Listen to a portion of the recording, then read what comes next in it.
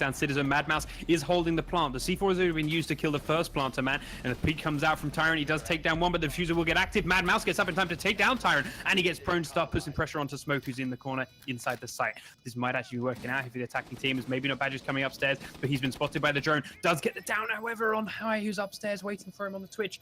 Mad Mouse has to come up to try and look for him and deal with him. He doesn't know that Heisenberg is down. He's holding it. Castle's looking to come up front, pre-fire the staircase. Now they know he's there. The smoke comes up underneath him. Quick shotgun from Sully will give the round to the defending team. It's the closest I think we've seen the attack come without a normal or a moment of issue getting in their way. But I think that's the first time they've ever got the plant down as well. Successfully, yeah. I mean, there was that one round where they got straight through with it and they won it thanks to the C4 not quite playing ball with them, but without when everything worked properly, that's the closest they've come, because the C4 was in place. It did stop the first planter. They did have to send a second man in, and they did finally start to have some kind of progress on cracking that egg that is the boost defense of the basement, but it was also the last round of that half. Unfortunate indeed, that is going to be the final defense round, going to be going to Boost. They are going to go into the second half of this game. 4-1 lead, looking very, very nice right now. But I feel like the last game as well, Boost's defense was... I don't want to say it was better, because they actually did, in round scores, they did better on the attack. But I think the coordination was a little bit better on the defense than it was on the attack. There was that one round where Badger just had to go in and clutch the round through, didn't manage to get a 4K. I think maybe individually they know Chalet a little bit better, but I think still the team coordination just wasn't there for Boost on Chalet, but on Oregon, getting much, much better. But I don't think it's too much that Boost have been doing well. I think Ouroboros just cannot deal with this strategy at all. And let's see how they do on the defense. Yeah, they're playing with this similar defend from below strategy that we saw attempted by Boost, but the attack that Ouroboros threw their way completely negated that bomb site anyway. Thus, the players playing below were irrelevant. Now we'll see whether Boost are going to do a similar thing, or if Boost are going to attack the actual kid's bedroom and be that site of choice as it is. Trying, however, kicks things off with a quick early peek and taking down Tyrant round by the small tower. Gets that sledge and those grenades off the table right from the get-go. Very nicely played indeed. Ouroboros looking very, very nice right now, and no refrag coming out at all from Boost. I think this is something that they had an issue with last time, is that there were just zero refrags coming out from Boost. They weren't playing very well together on the attack, and I think Ouroboros are going to definitely abuse that fact. But this time, look, they're looking to make that entry into Attic. They're taking control of the meeting hall. They're taking it a completely different way that Ouroboros did. Yeah, and I like it. We'll see, however, if they can deal with Cryan as he looks for another aggressive peek out. Sees a man on the top of the tower who jumps straight off, does tag him up, and I didn't quite get that down. It's the Glaz, though, so the repeek's risky, and he does take a lot of damage for his trouble, but he stays alive ultimately. So he's looking for another chance to be, again, a nuisance. But again, he's just forcing someone else's attention in his direction, and that's the job he needs to do. And Legion Man's going to come out to sort of deny any sort of push through that meeting hall attic as we move into the second half of the round. Looking pretty nice here for Ouroboros right now. They got some very early, very nice picks indeed. Badger's definitely been probably the strongest fragger on this team right now. He's done incredibly well with the frags, and as I say, frags going down. First of all, Citizen getting that kill onto Cryan, who's also been a pretty strong fragger in this game. It's going to put a bit of ease into the attacking team now, knowing that Cryan's finally off the table. Him running around all over the place and being mobile as he can to surprise and peek from somewhere else and be a nuisance, be a thorn in the side of the attacking team, no longer a case. However, there are still a few roamers playing downstairs. They can't be completely complacent. The defenders that are still alive, though, now starting to play a little bit more static as there's only 45 seconds to go. So they are now looking for these final few last-second fights coming in. Bandit makes himself aware downstairs. Citizen takes no damage in that exchange, but deals a fair bit. Sully outside is looking to try and join on in. Bandit does deal some back to Citizen this time over, but gets downed for his trouble. Joe, however, is looking to come and try and save him because I don't think Citizen Dash knows he got the down. And he is trying to spam through the walls and keep things busy inside the kitchen. The breach comes up underneath Heisenberg, and he pays for that with his life. But the revive is going to go off down in the kitchen as they push up the white stairs. Good smoke grenade comes out, but it's a push on in afterwards. Pietto's ready for it. Silo will fall. Ash is stuck on the white stairs, and there's still those 2 players underneath him. Mad Mouse will finish off Silo, and Pietto's there again to finish down Citizen as the last few seconds of the round tick through in the smoke. Absolutely amazing turnaround there right at the end. It was looking so good for the attack, and I just don't understand what happened, really. They saw just so many 1v1s going through, and they all just sort of sprinting into site to try and desperately recover the round. Ouroboros will take the first defense. Yeah, and it was a solid hold, and say a lot of it due to Cryan running around and being uncontained. We saw that even on Chalet too. He likes to be mobile, he likes to be aggressive, he likes to be that unpredictable player, and it works for him. And until Boost can find a space where they can control him, he's just going to keep doing that and keep punishing them. Locate and defuse bombs. Yeah, for sure. Let's see how they take the laundry defense. I honestly really liked how the attack took it on their attack. They took it completely from the big tower rather than going through that west main take, which is maybe a little bit more traditional. But also the fact that a lot of the roamers were also on that west main means that maybe they should have gone for the west main take in the end. It's definitely a possible and a maybe, but we'll have to see if they end up doing it again in another attempt. Well, I'm sure they'll end up attacking that site somewhere soon.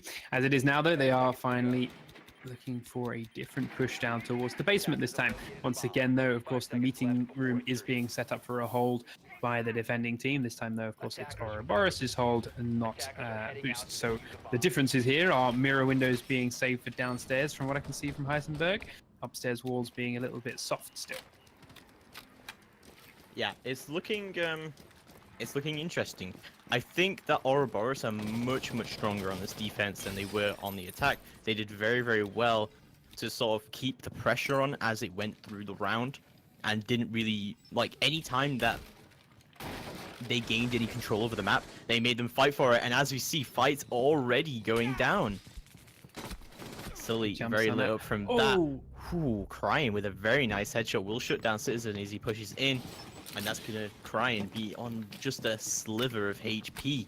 He should be dead. Like, Citizen screwed up to win that the way it is. Citizen had the drop on him, Cryan sprinted straight into his sights, and Citizen just couldn't make it count, and was, yeah, not good for the attacking team, especially as they now lose one more to Mad Mouse. These two players holding nearly identical angles against each other. Sylar looking towards the kitchen, Joe looking out the other way. Sylar's the first one to break as he goes to breach the front hatch, and that gives Joe a chance to move back into the meeting hall, but into the sightline of a Twitch drone he goes. Mad Mouse still upstairs looking for someone to come after him, and no one's coming after him. Boost have left a man watching in his direction. He peeks out into it, but can't land the shot. Tyrant does a bit of damage to Mad Mouse, but it's not significant. And now they're getting in each other's way, trying to get in and out of the master bedroom. This is not good, Boost. You should be using this time wisely, not using it to headbutt each other upstairs, especially as the roamer has already fallen back and moved away. Very poor coordination coming out from Team Boost here, as they still don't have control of this meeting hall. They have opened up that mirror, however, but it is still a 3v5. It's just not looking great for them. They're going to have to pull something out of the bag here if they want to take the round. See, Cryan is still playing around on that big tower, still supporting this area from the rear stage, as no one's in here in the meeting hall yet, but Badger does manage to pick up the kill onto Joe. That is going to start. Over Sylar's shoulder. Shot came through. Well, you know, that's just the teamwork. Yeah, it's a nice the body bag strategy, yeah. Now a 4v3 situation looking better for Boost here, but they still are on that back foot. They are still running out of time here as Tyrant does take control of the meeting hall, and Cryan is ready to go for this flank whenever he can. I think this castle barricade actually might be 11 hit, so I think he might be able to go through this flank sooner rather than later. 20 seconds left to go, and the mirror window will get popped by the Habana charges. That's going to make things a lot easier. However, 20 seconds left to go on the clock, and no Capitao is going to make this much more difficult. Tyrant drops the back hatch. He does pick up the first kill onto Mad Mouse. Looks around for the second one, but he can't stop the C4 going out. He will get thrown, but he won't get blown. Tyrant does finally get the kill before Cryan comes down to trade him. The planter's looking to go, but Cryan will finish him off if Sylar picks him up. He drops through the hatch with the second on the clock. Can he get to the plant in time? He's holding it down, but he is inside the smoke grenade. It's going to check through, and the smoke will get the kill before Pieta pushes him down for the round in Ouroboros' favor again. Ouroboros doing so well on this defense right now, but Tyron with almost that amazing clutch through. He nearly got there in time, but to be fair, as I say, the smoke grenade was, even if Pieta hadn't pushed out there to confirm him afterwards, the smoke grenade was enough. He was low enough health, there was enough time left on it. He had no chance to get that plant through in time. But again, it all comes down to these aggressive roamers from Ouroboros, crying upstairs, getting kills that by all means he shouldn't have gotten, and burning the clock down. It's time and time again. Yeah, definitely. It's coming down to the wire in a lot of these rounds. A lot of 1v1s coming out here right at the end, and that diffuser just couldn't go down. That's if he had maybe gone, I don't even know what he could have done differently there right at the end in that 1v1, because he was out of time. He had to plant the diffuser. If he had planted it anywhere else, I think he would have died to the smoke rotating anyway, because it would have been obvious where he was planting. Yeah, and he didn't have time to run there after picking it up anyway. I think the plan for Boost here needs to be staying alive. Like, they're getting into the site, they're getting the plants down, but those first two people that have died every round have died so early on that they then don't have the manpower to make it stick later in the round. Just be a little bit more cautious in the early rooms. Look at a couple of windows, look at a couple of doors that are standard runouts. Look for the pre-fires, look for the put your drones in the predictable spawn peaks. Don't let try and surprise you with that first kill of the round so early. Wait a little bit longer and then they should be looking good. Oh, Sully looked like he was having some kind of issue. We could see. No, he picked Ying, which is the band operator right now. Yes. So the rule is you TK the band operator. Yep. Unfortunate. That goes completely against the whole staying alive for a bit longer in the start of the round that I was just talking about. Yeah, died right at the beginning. Like right at the start, the quickest kill of the day so far. No, but still, yeah, it's not a good position to be in for the attacking team. To immediately be a man down. Yeah, and this is already not looking great. Already losing one member this early on. You know, that's just a person down. You've lost a huge amount of utility from that. This is not what you want to do. This is not the strategy. And going back to what you said earlier, you need to open your eyes, Team Boost. What is going on? You see there again, Crying, they were ready for him that time, to be fair. He punched that window and immediately started spraying towards the armory stair corridor. That's a great spot to get people that aren't paying attention as they're pushing up that front lobby. I love doing it myself. And he was there, but they had someone watching the window this time. He got fired at as soon as he punched him. Difference is, they couldn't land the kill. They didn't actually hit him with any damage. So it's a right idea, but you need to make these shots count when you get the opportunity. As it is now, he's slowly creeping up behind you guys on the armory staircase, and he's going to get one. He sees the second one who was on a drone and gets two. He shouldn't be allowed to do this. This is awful for Boost, and their 4-1 lead is looking like it's about to be a 4-4 scoreline if Crying continues. Oh, he is going to continue getting more kills as 3 of them have crumbled to this man alone. He's looking for the 4th outside the front door. He knows he's behind the white band. The bandit is falling. He does get a lot of damage done onto Crying as he runs on up the staircase. Maybe not Banja full health, but he's still got to kill 4 people. I mean, if anyone can do it, it's Badger. He's got 1 minute left remaining. We saw a pretty incredible almost clutch from him last map. He might be able to do it this map. I believe that he could pull something incredible out of the bag here. He still has 1 Twitch drone in the bag here as well. But this looks like an unredeemable situation. But Heisenberg will peek and actually go down as soon as his Legion Miner gets caught. This is not looking too great for Boost right now, but Badger still has an idea to clutch. There's 35 seconds left to go. He will rotate through the classroom and go up into the lobby instead. Mad Matt's going to be holding on the angle. He still has Legion Mines in the area here. Not looking too great for him as Badger does push up, aware that anyone could be anywhere right now and will get lit up from the attic. Just the panic from him at all. The pistol comes out and Badger's got 15 seconds left to do something here. He peeks out. Mad Mouse finds him in the leg with the pistol. And yeah, 4-4 scoreline. That's got to be painful as a Boost player to start this map off so well, to have solid defensive strats, to have ideas in place, to have winning rounds 4-1, especially after coming out the back of a punishing, painful game on Chalet. Now to be back to a 4-4 scoreline in some crushing rounds, where, as I say, it's not just like it's been coming down to the final few seconds. It's not that it's been tight attack rounds. It's that Crying has been going wild on your team and tearing you to pieces. It's gonna suck to now be playing to stay in this game on what is an uphill battle from attack. Defenders, protect your bombs from being defused by Yeah, attackers. well, as you said, Crying has just been running all over this team, as well as he ran up those stairs and he got 2 kills. No one was looking at those stairs. There was no claymore planted down. There was no one watching the rotate from below. He should not be able to get away with these things. The Team Boost just are not watching these rotates at all. And this is where they're getting torn apart by Roamers. This is why they aren't winning these rounds. Bomb Their located attack by is just attackers. getting peaked out immediately. They're losing too many operators. They're not getting the refrags that they need. It's a lot of that is definitely coming down to Crying, but a lot of it's also coming down to the fact that Ouroboros play aggressively, but they give up control when they need it. They rotate very, very quickly, and I don't think Team Boost can keep up. As you said earlier in the last round, when you see the opportunity to get the kill, you need to land those shots in order to actually get the kill, and that's just not been working out very well. So all the Team Boost start to attack then from that construction spawn once again. Drones have already been... They've lost a lot of drones already early on. A lot of them were picked out as they started to get in early on. But they are starting to push positions and try for control on the tower. But Joe heard it, and they know Crying is in there. So Joe's come to help him out by C4ing a hole in attic. There's a man on the staircase who's looking up top. The second phone rings though, and he's not aware it's the second man. He sticks his head up, and maybe not Badger gets Mad Mouse straight away. But Joe is taking down Citizen somewhere else on the map. Sylar takes Joe out from inside, but Crying is still in that top half of the tower. They're trying to fire up through him through the floor. He's got a man on one window, and he knows it.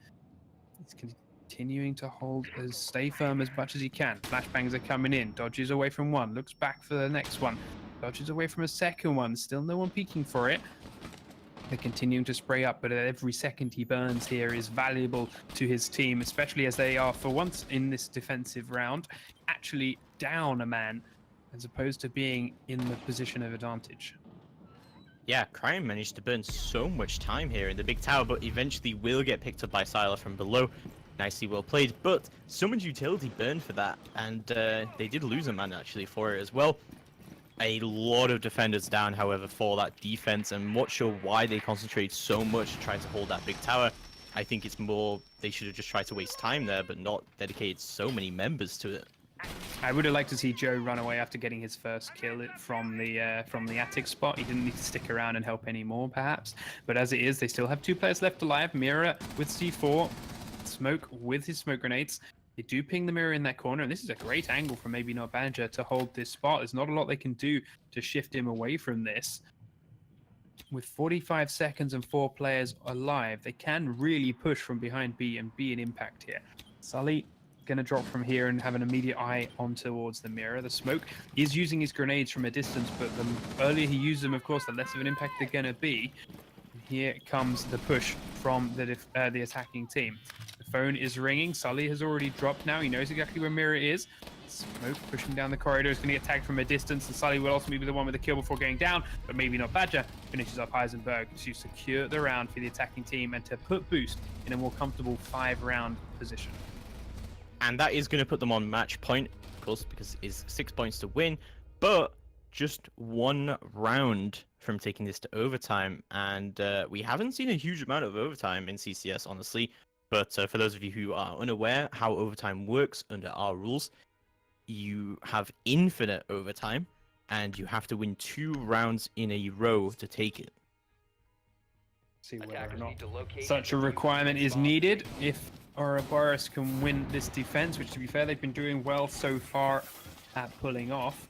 And then, of course, it's going to be very interesting to see where overtime sits once it begins. Who gets attack and who gets defense could really make or break the this map.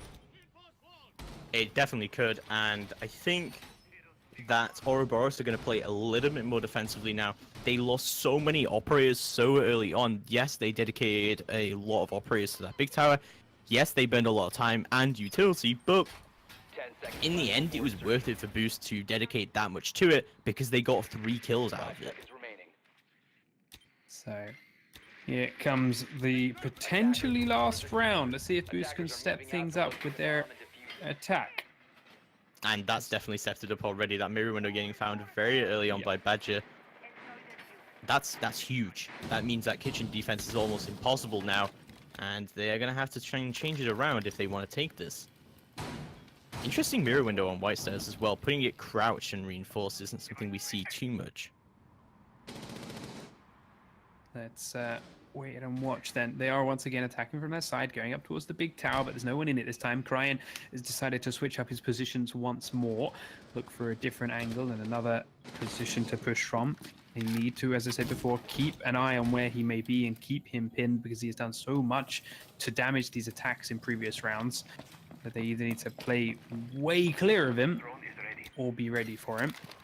As it is, they're being very cautious and droning and keeping an eye on every possible option for him to show up, and he is staying in and around the kitchen area for now.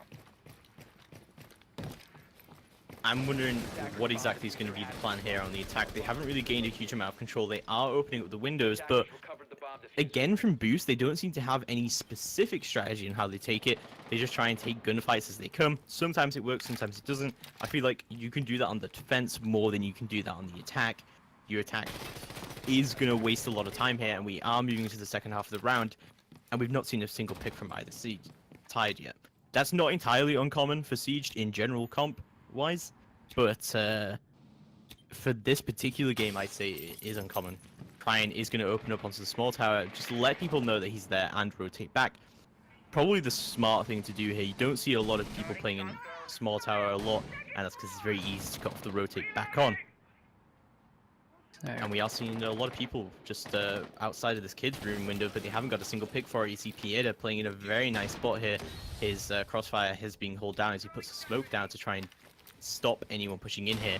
Flashbangs are going to go out getting a little bit screwed up there. Yeah, it went out of the window, didn't touch the trophy, but the nade goes in. Here's the thing, I was going to say it looking good for Boost because they keep a lot of people alive at the end of the round, and when they have those people alive, they do well. But they've just lost one man to Cryan. Sully does get the trade onto Playday, but the other thing is they're pushing in through the kid's bedroom window, which still has players swarming the underside that could shoot them from below.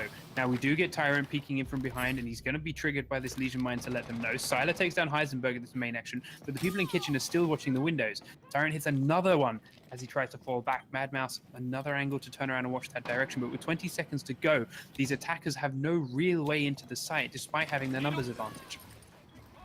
15 seconds left to go. Yeah, they do have the numbers advantage, but they're going to have to start pushing in here sooner rather than later. Looks like the rappel's actually going to go out. Cryan with a huge mistake there will go down. And now it's a 2v3 situation. The diffuser gets recovered by Sylar. He does manage to plant it down in the last few seconds. And now it's all down to Joe in a 1v3 situation. The diffuser will just manage to go down as Joe picks up Sully. And he will revive his teammate, turning this into a 2v2 situation as the diffuser does go down. Now it's looking possible for the recovery, but it's looking very difficult if they want to try and do it.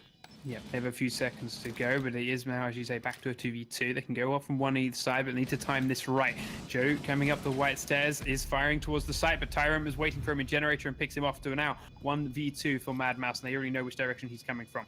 One inside the A site, and he does start getting cut to pieces, and there it is, the attacking team to lock it in. Boost finally taking map number 2 and sending us to a third map. And yeah, we are going to go to a decider here, which is interesting. I didn't think this was going to go to a decider, honestly, with the way that they kind of threw those attack rounds away, but they managed to get them, and they managed to turn this around. Boost keeping the numbers up at the end of those rounds really makes a difference. They can do these scrambly, scrappy fights towards the end, and you see there they pulled it out, despite the fact that a lot of their pressure up to like 30 seconds was still on those kitchen windows. They were able to switch it up, get into the white staircase, get upside, and get in and plant right as the clock was ticking down, and just enough that they surprised the defensive Ouroboros players.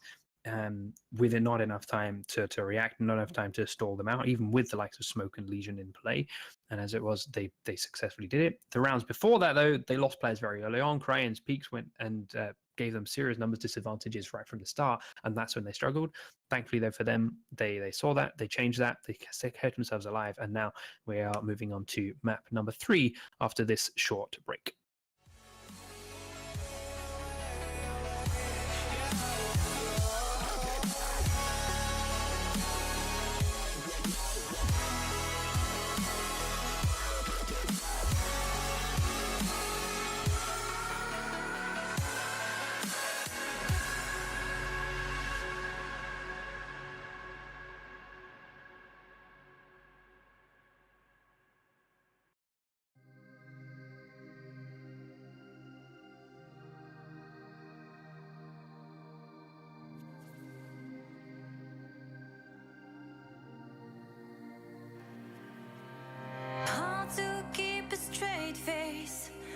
And I'm burning like fire, and you walk all the thighs. I'm drawn in desire, and you have to think twice.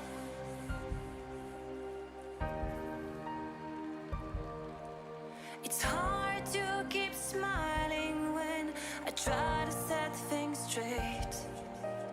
You don't even listen. I'm just getting late, like you're on a mission.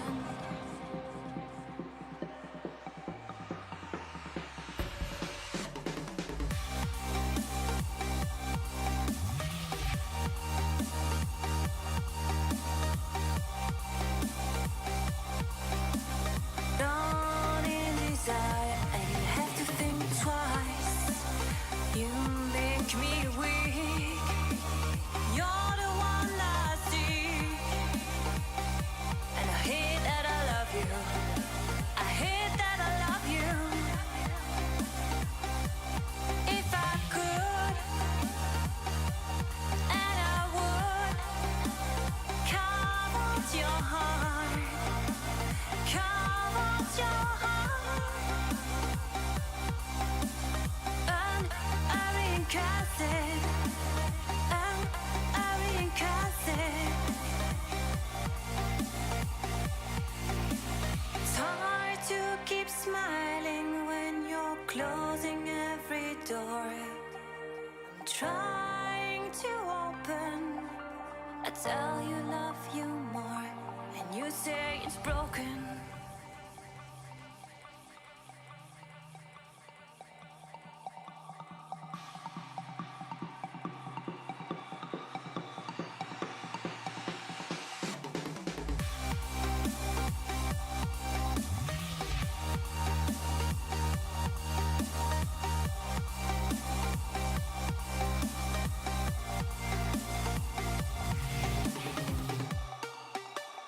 You make me weak. You're the one I seek, and I hate that I love you. I hate that I love you. If I could, and I would, carve out your heart, carve out your heart, and I reincarnate it, and I reincarnate it. It's hard to keep smiling when you're closing every door. I'm trying to open. I tell you love you more, and you say it's broken.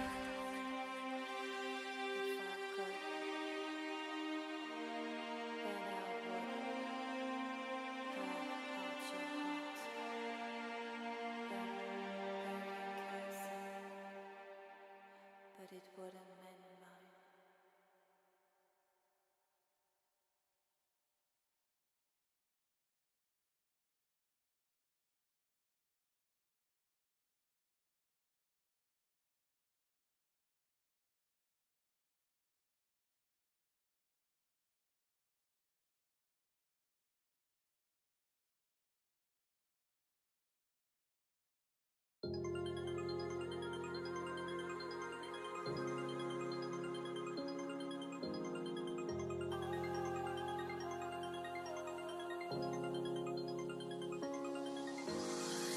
You make me feel like home.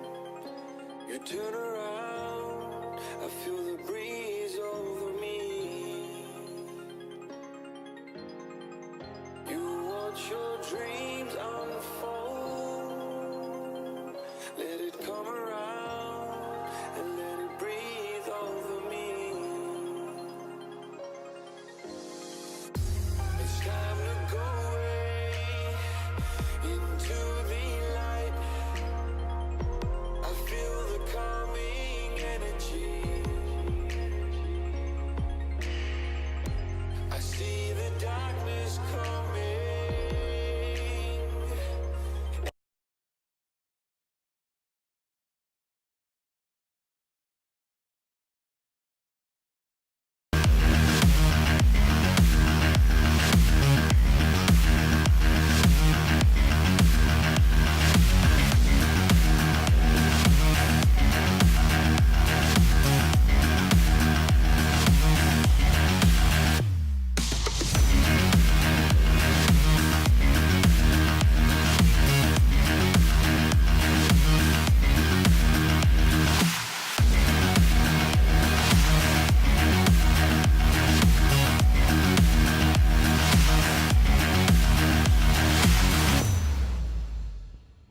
Welcome back, everybody. It is still Ouroboros against Team Boost. We have just seen two incredible matches, one for Ouroboros, the first Chalet. Oregon 6-4 in favor of Team Boost. That brings us on to Coastline. But before we go into the match, we will have to take a look onto the operator bans real quick, and they will come in just right now. They start off with a buck being banned. It's an interesting but not surprising choice to see the buck ban, to be completely fair, especially on Coastline, because it opens up the opportunity to hold and play sites like the kitchen site being a great site as long as you can hold the floor above. And even now, if you can't hold the floor above without the destruction of a buck, there's still a lot of opportunity to play the positions below that with the limited destruction that is available, and say the slightly less mobile destruction that is sledge when it comes to making those holes in the floor. So we'll see exactly what it is, their choice, and if that's why. There's a couple of other spots, and it's not just from top down, it's also bottom up. You can hold and play a lot of spots inside the standard, the default bomb site, so to speak, the penthouse and the theater room and stuff. But it's harder when buck is underneath you, causing a nuisance from below and taking out your mirror windows and stuff like that. And I think that's reflected in the other bands too. The Twitch taken away, so the mirror windows have a bit more of a chance to stay alive a tad longer. The pulse taken away, so the players that are playing below and the players that have finally got control of a site don't have to worry about pulse C4ing them and stopping plants. And Legion is just a safe, simple ban for any map really, but it speaks even more so on Coastline because the way the rotates are, they tend to be pretty predictable channels. While they're fast and it's easy to go from one to the other, if there's a Legion mine in every possible doorway, it's very hard to be that speedy and be that mobile. Yeah, for sure. I think the book is definitely an interesting ban here. We have seen Ouroboros use quite a lot of book, use a lot of vertical angles to try and bring it in for them. They did do that quite successfully.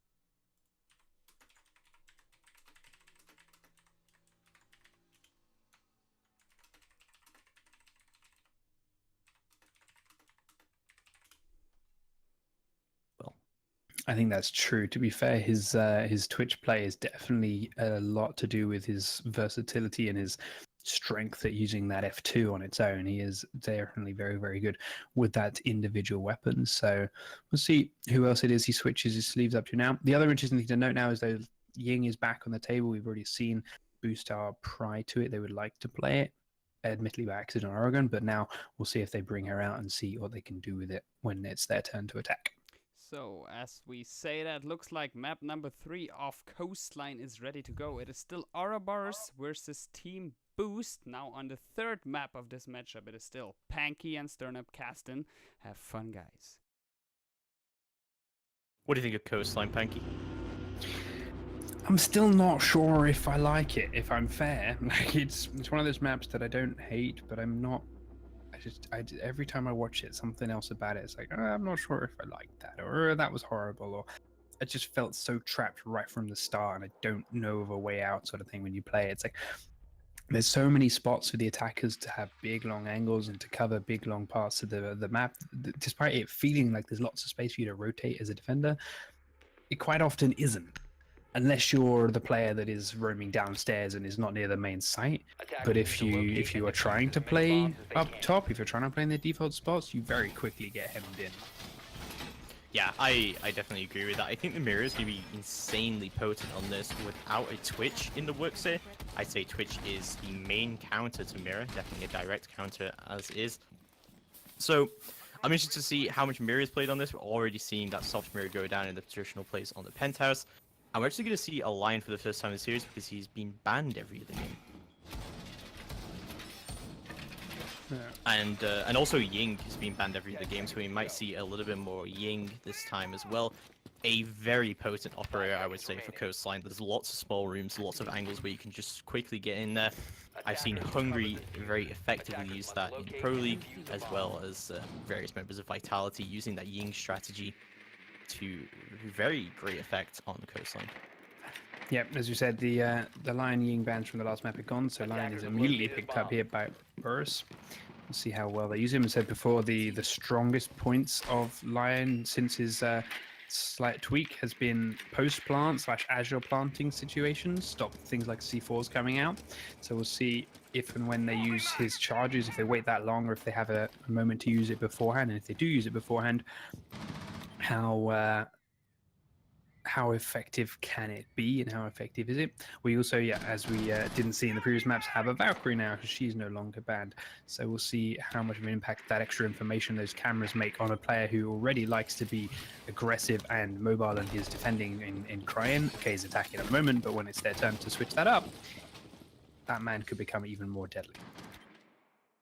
Yeah, definitely. And 1 minute down into the round, it looks like we're going to see a very VIP-orientated take from Ouroboros. I feel like Ouroboros are one of those teams that take things in a very traditional way, and Joe is going to benefit from that as he takes down Silo on the room. So, Please come in for Panky because of his calls. There you go. Yep. Unfortunate. 5v4 situation now still in the favor of Ouroboros as they start to make their push slowly into the site. Trying to take control as much as they can. They only have the Habana, they do not have the Thermite. That might make things a little bit awkward for them. But of course we do have Sully on the bandit, so he's probably going to be bandit tricking, or maybe just trying to bandit just entirely here. Somewhere maybe onto the VIP wall, I would say. Yeah, holding the VIP wall is very important as a defensive this round. The longer you can hold it, the better. And if you have to bandit trick that for a little bit, go for it. Maybe not Badger though picks up the first kill of the round for the attacking, or for the defending team. Sorry, takes down Crane on that Ash. And as we saw before and talked about before, Crane on that Ash is a big part of the attack for Ouroboros. Once they're finally in position to make their move, once they finally want to push on into sites, he is the first man in and he's the one that really gets the kills, so taking him out of the picture is important. Here comes the first of 2 Lion charges. No response after the fact though from Ouroboros, not really using it to shake anyone out. Ibana sprints across. They have taken out the first default mirror window. Underneath though is the Valkyrie. She tries to use her C4. She does take down Pieta, but Joe immediately trades back Citizen. So the plant is down and the diffuser is in that spot.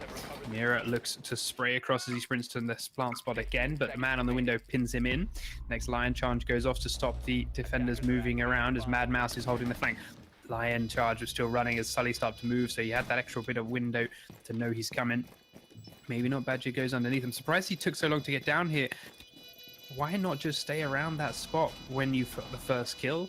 Because they either have to send someone down to deal with you, it takes a long time, or you stop the next plant attempt too. As it was, he ran away and the plant was successful. Mira now at the windows, the grenade is coming on top of him, jumps on out, lands right on top of the line, doesn't see the... Oh, he does see the Claymore at the last second.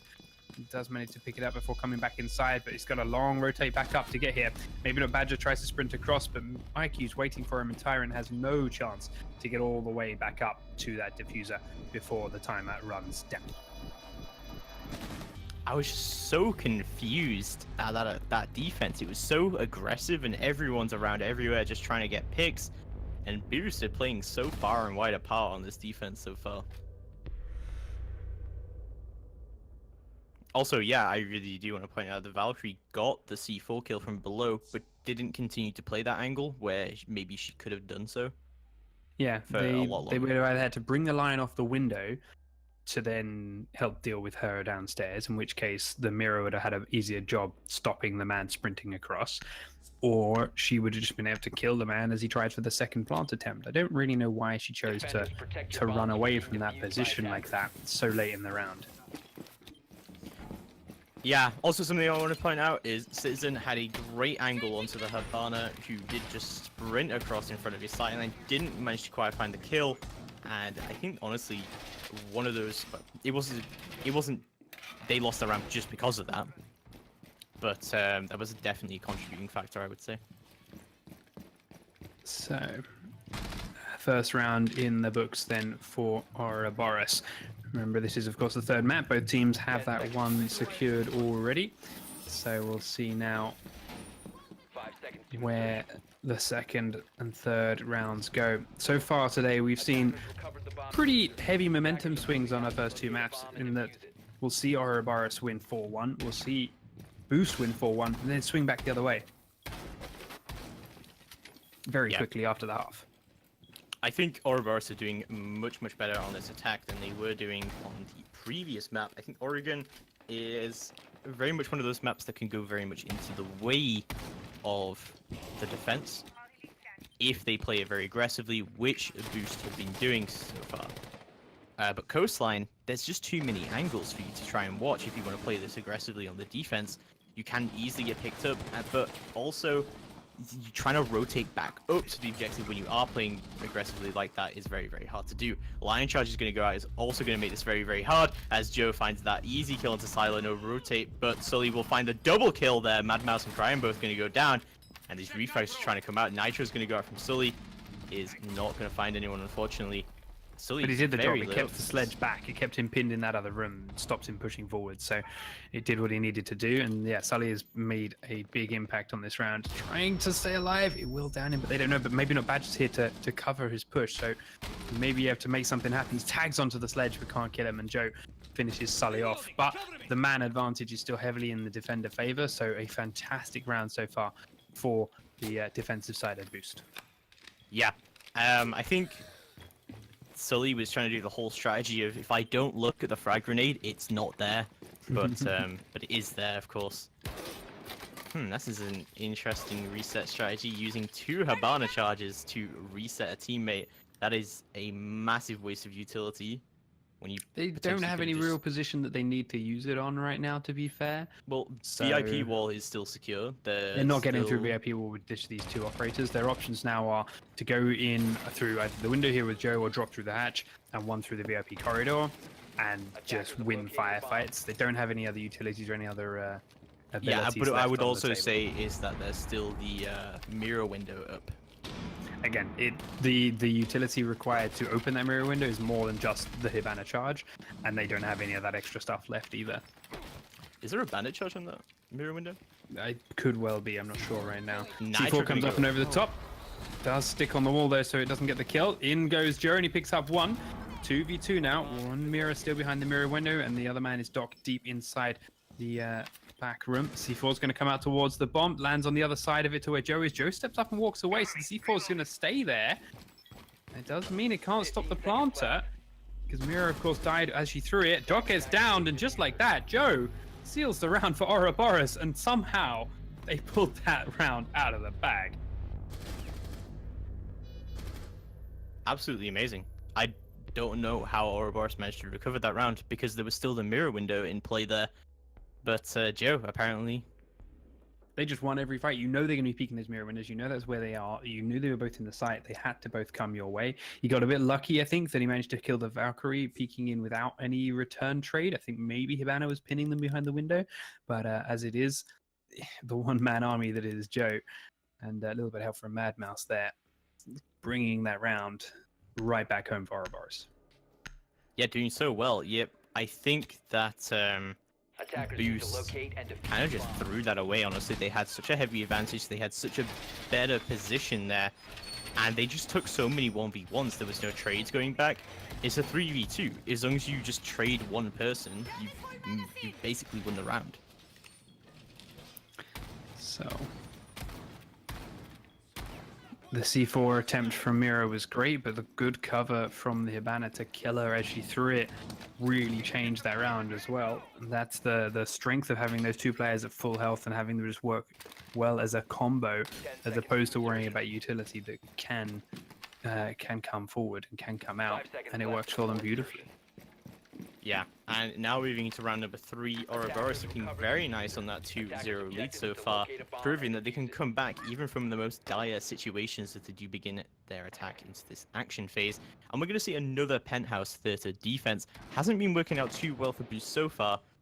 I think maybe they could play a little bit more aggressively downstairs and try and play that sort of reverse vertical play, where you saw Badger was trying to do it, but he didn't stay down there for as long as he could have done. Yeah, as it is though now, they're back to another attack round. The downstairs hold for Boost is a 3-man strong again. He got a lot of work out of the Bandit in the last round, but it wasn't enough to secure the round itself. So let's see if he can be a bigger impact this time over, as the attackers are starting to shape themselves up to push the site itself. Drones do check out what's on the wall. There's an IQ in the other side as well. Ash in the corridor here is trying to take down trophy systems. There's 2 in there. They will now open up the opportunity to fire a breach charge onto this window. She gets tagged as she does it, but it's not significant, and the breach charge will be successful in taking down that default mirror window. I am intrigued to see why they don't just do that from underneath. Yes, they don't have the buck, obviously he's banned, but if they're going to use an ash charge on it anyway, use the ash charge from below. It's a far safer play. You still get the window open, and it's more of a surprise. You could just straight kill the player. Yes, there's a load of roamers down there, but they were all playing around kitchen, and they had also been droned, so we'll see. Ooh, a very nice pick from Heisenberg. Will shut down Citizen. That is the first kill of the round. That is one of those pesky roamers off the board. Boost always plays so many roamers, and when they start losing members like this with no trades, it really goes against them. Something we did mention in the previous map as well, that once they start losing members and they don't have a lot of members for that late game, it doesn't work out too well for them, and we will see, oh yes, another member will go down. Cryan does get it from that flank. Sully, I'm amazed he didn't realize that Cryan was there as soon as he started I'm amazed shooting. Cryan didn't get two. He should have got the mirror as well, but he couldn't quite secure that kill when he needed it. And yeah, then he does get Sully instead. The lion charge goes on through, keeps them pinned in that corner. Pieda kills down Sylar. Now Tyrant is the last man left. They know he's in here. He's pre-firing the way in. Ash comes on through and will fall to Tyrant, but there's a second man coming in right behind him after the plant succeeded. And he will now be pinned in this corner with players on all sides, hailing down bullets onto him. Pre-fire left, right, and center. He's only on 15 HP, and the second he steps out, Heisenberg finishes him off, and Ouroboros having a much better time winning that round. Yeah, absolutely amazing, almost flawless as well. But Boost just not being able to keep up on this defense. They're playing a lot of roamers, but not a lot of them are having really any impact. In fact, a lot of them are dying before they can really do anything. Especially, I'm not sure what Citizen was doing at the front door, but he got picked up immediately by Heisenberg as soon as he tried to do that. Joe still 7-0 in this game so far. The man took those first two rounds and put them in his backpack for Ouroboros.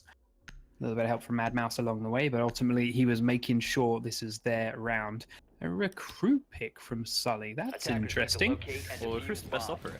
He may have just been AFK because he's normally been playing Bandit so far, and he doesn't gain anything from being the recruit here that he wouldn't have got as Bandit, except the fact that, or maybe he gets the barbed wire as well as the nitro. Maybe that was that. He doesn't want the batteries instead, but the batteries would have helped with the mirror windows. So it's curious. If they had Bandit as well, then it would have made a bit more sense. Yeah. But yeah. Located a bomb. We are going to see a Vigil pick for the first time this series as well from Citizen. A very potent operator on this map, especially with the way that Boost has been playing. Vigil has such an opportunity to delay a lot of time here and be very powerful on that roam indeed. 5 seconds left. Vigil, though, I'm not sure how much of an impact he's going to make, considering how the roamers have been largely ignored by Ouroboros in their previous attacks. Yes, this is the first time we've seen them attack the kitchen so directly, but where's that Vigil going to show up? Where's he really going to be an impact if they just choose one push and go to ignore him like they've been doing previously? I've noticed that they haven't been going for the vertical play at all on their attacks because they don't have the book. But as you said in the previous round, they could have used Ash to open up the vertical play from below. But they've not been doing that either. They've been concentrating on that straight push into the objective. That might be one of the reasons why they haven't been concentrating on this roam clear. It's definitely one possible option. As it is, maybe Jaeger has peaked out aggressively already and came on worse off. He has lost more health than he's done any kind of damage to the attackers. Sully pulls down a door and then Dick gets droned as he turns to run away. He's now holding firm on those blue stairs. The spray comes in from the balcony towards Citizen's Vigil, and he takes a lot of damage. Does return quite a bit to Joe, but Joe held firm and is really hurting Citizen before Cryan finishes him off. Vigil out of the game and out of action without any real impact. Sully downstairs, forced to move again a little bit more by the lion charge. Cryan's coming down. There's a man directly underneath him. Not sure if he's aware. He's got the flashbangs. They're going to come down. Jaeger doesn't even move. Don't think he does get flashed by it though, but he sees him, and Cryan did know. Cryan knew, and it's another kill for him on the board. Next up then is Sully, and that's all the rumors out of the picture. But upstairs, Joe is making holes in the floor, looking for the players that are sitting at these mirror windows, sitting at these standard spots. Opens up the first window itself and makes a move. Yeah, and they're actually going to go for this vertical play just destroying my entire analysis. They heard my analysis and they were like, no, Senna, but we're actually going to do something completely different now. And using that sledge very effectively up here will get a kill onto Tyrant. Very nicely played there. Is going to turn this into a 5v2. And what a disaster for Boost right now. Yeah, Cryan just holding this back door. He knows he doesn't need to peek anymore. If someone's going in that way, he will see them. He will be aware of them. Mad Mouse running out upstairs. Joe's picked off most of the players in the site. It's just Sylar left. And they're continuing to make holes to find him. They've got 45 seconds. They can just destroy the whole area if they want to. Joe's continuing to do that to find out exactly where it is he's sitting. Side of those inside this office will be spotted when he gets the kill onto Pieda's Hibana. But now they know exactly where it is he is. They can start to close in on him. Still a trophy system in there. The Lion charge will go out as Cryan takes down Sully, leaving only Sylar left alive. And as he's holding the very tight angle, the Lion peeks in to pick up the diffuser, but will get the kill sprinting through the doorway and put Ouroboros onto round 4-0. Doing very, very well this round indeed. I honestly think it's mostly because of this Lion pick. The Lion has constantly destroyed this defense. Every single time a push has come, they've used Lion very, very effectively. It's gone out, and a lot of Team Boost just do not seem to be liking the Lion pick here. They're getting detected by it quite a lot. They're trying to go for like jiggle peaks and things like that. When the Lion goes out, you saw, I think it was in the second round when a rotate tried to come through, but the Lion was still going out. And look at Joe, 8 for 0 right now. Just the king of this map right now. Yeah, this is his party, that's for sure. Back up into the penthouse in the theater, then goes the defending team. They've had a couple of close calls on here, but no success yet. Now it's the time for Ouroboros to try and make that 5-0 before switching sides and moving on over to the defense themselves. Be interesting to see if, as I said, so far in this series we've seen a drastic swing back and forth as they switch from one side to another. We'll see whether that happens again, or if this is just through and through Ouroboros' map all the way.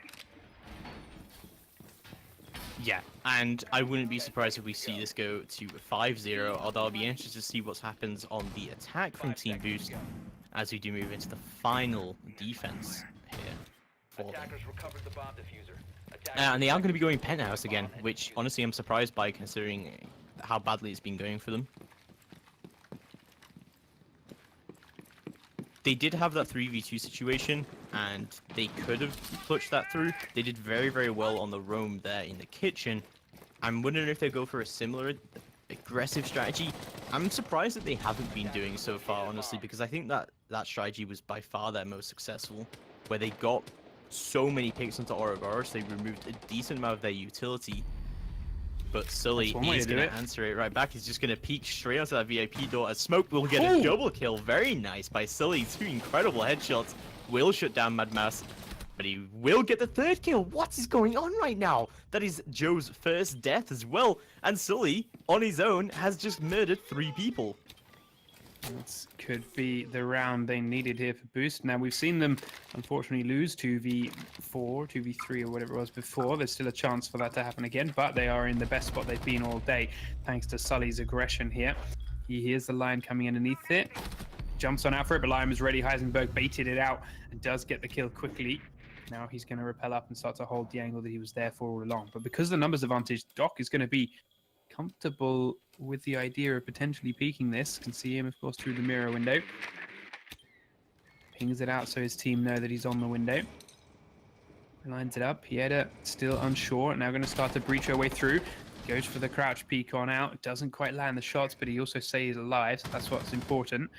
Maybe not Badger, though, is still alive behind the other window, and he's the man sitting there with a C4 in play.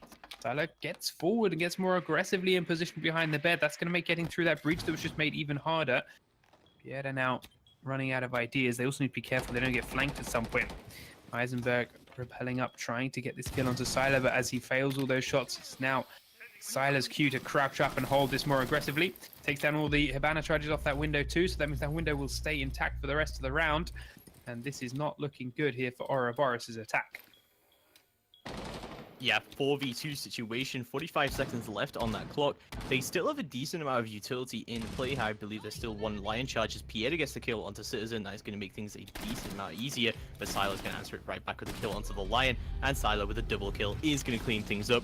Pieta and Heisenberg both going down to headshots there, and a lot of headshots coming out for Team Boost this round. Yeah, and important headshots indeed. So they do finally get around on defense. 4-1 then is the score at the halftime mark as we switch things over. Finally, maybe Spoos have found their flow of things. And now it's time to see if they can continue this roll of victory to perhaps bring it back to maybe an overtime or at least to a closer scoreline than it stands, or if Ouroboros are going to run away with 2 in a row on defense here to seal the deal for today. Yeah, they are going to be picking up the Vigil, and this is a pretty standard defense of Blue Bar looking at the Operator picks. Attackers And need to this is locate actually the and first time defuse we've the seen a main Blue bomb. Bar Sunrise defense, which is definitely interesting. I really like this site for a couple of reasons. The bombs are incredibly close together, so you tend to play these mirrors quite nicely in either Sunrise or above if you want to go for that vertical play, which is the second reason why I like this. There's a lot of vertical play that can be really utilized here by either team. And the other reason is that there's a lot of flanking opportunities here. The big problem with Coastline, in my opinion, is that if you go for that really deep roam, you saw it go from downstairs as well during the team boost's defense. They just couldn't rotate back to the site. It took them so long. This way, you see where Blue Bar is getting opened up, it's very, very easy to rotate back to the site. So the round will kick off. The mirror windows are in place, looking towards the A site. The wall's prepped. C4s will go through there if required. The attacking team are pushing in from the opposite corner of the map. They're going to get full control of the other side and make their way across there as they go. The best way to do it, get control of the top floor before moving down. A couple of pre-fires from Citizen to make sure it doesn't get sprayed at while he repels. And then we'll drone into the VIP lounge. Meanwhile, he's got a pair of teammates. So Lion, of course, for the Ouroboros attack. Coming in from the east side with with Sully on the windows. Coming in from that side as well to start closing the gap and closing the trap on the boost defense. On Ouroboros defense. Sorry, yes, Ouroboros defense. Yeah. Yes. A little bit of confusion there as we have changed it around. Crying will pick up the first kill of the round. Tyrant is going to go down. That is the Lion down already. How does that even happen? The Lion He's the playing second a man little through bit that too window aggressively too. here. So they let the Sledge go first. Sledge was the sacrificial lamb. Sledge was the man that went through as the aggressive. And yet Cryan peeks out and gets the second man in, which is the more important operator. The Lion takes him down before he can use that charge at all. Now Ouroboros is starting to hold the very tight angles. The Sledge comes forward to hit some barbed wire. Joe is waiting for him with an extended barrel. Gets the kill all the same though. Sully will fall, and now 3 members of the boost attack become 2 as Joe gets yet another kill. You're roasting this extended barrel, but Joe just picked up 2 kills with it, so maybe this is the strategy. No, The SMG you got a 11 headshot. extended barrel. Extended barrel makes no difference to headshot damage.